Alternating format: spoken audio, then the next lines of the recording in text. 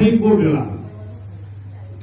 बेलामा अब शुम्भ निशुम्भ महिषासुरवध यस्ता नाटकहरू धार्मिक नाटकहरू प्राय रेडियोमा प्रसारण हुन्छ र ती नाटकहरू मैले आफैले निर्माण गरेर मैले नै उत्पादन गरेर रेडियोमा प्रसारण गर्ने गरिरहेको थिएँ।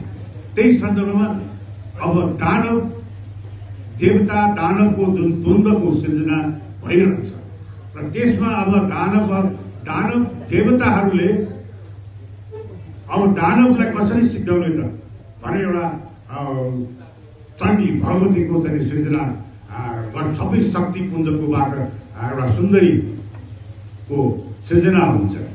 त्यो सुन्दरी महिषासुरको बगैँचामा जान्छन् र महिषासुरको द्वारपालहरूले दरबारमा आएर भन्छन्, महाराज हाम्रो बागमा अति सुन्दर युवती देखा परेकी थिए।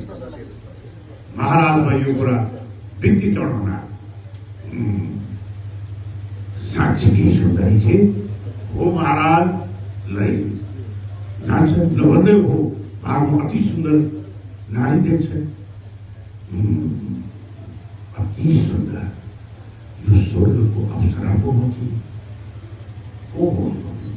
यसलाई मैले आफ्नो पटरानी बनाउनु पाए त म ठुलो भाग्यमानी हुन्थे।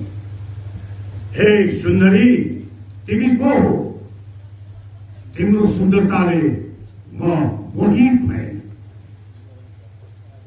आओ म तिमीलाई मेरो पटरानी बनाउन चाहन्छु।